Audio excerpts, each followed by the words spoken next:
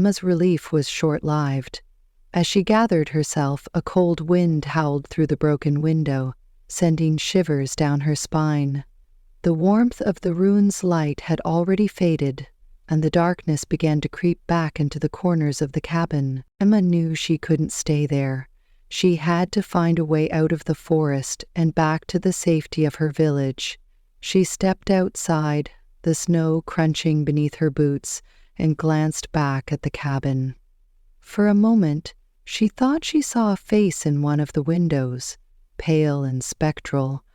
But when she blinked, it was gone. The forest seemed even more ominous now, the trees huddling closer together as if conspiring against her.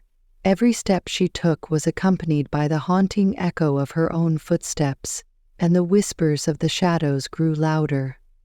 They taunted her, their voices blending into a chilling chorus that seemed to come from all directions. "Emma!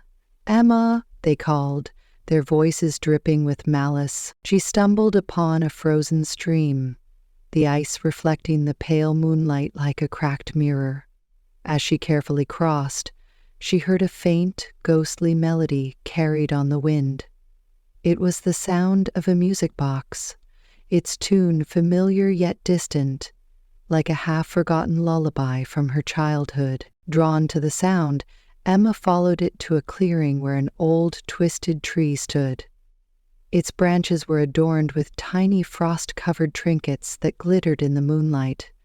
At the base of the tree lay an ancient music box, its lid open and the delicate mechanism still turning. She hesitated, knowing that touching it could awaken something even more sinister, but curiosity got the better of her.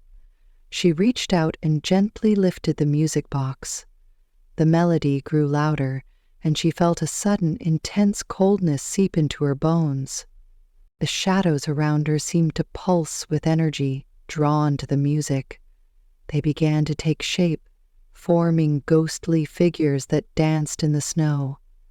Emma's breath hitched as she recognized the faces of the villagers who had disappeared.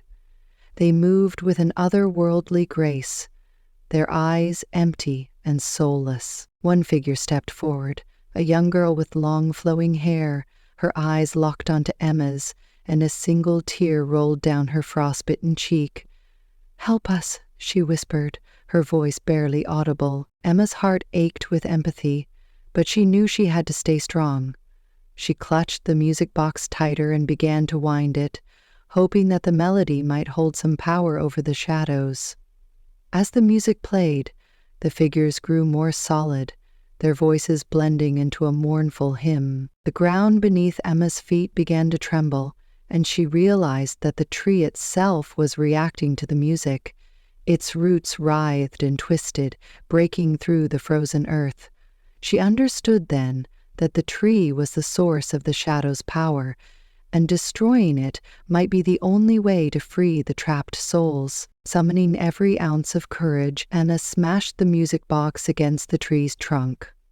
The melody ceased abruptly, and the shadows let out a collective wail of despair.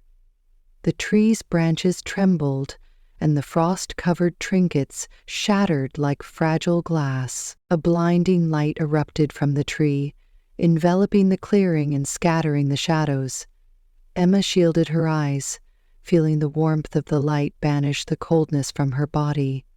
When she finally opened her eyes, the shadows were gone, and the clearing was silent once more. The trapped souls had been freed, and the forest seemed to breathe a sigh of relief.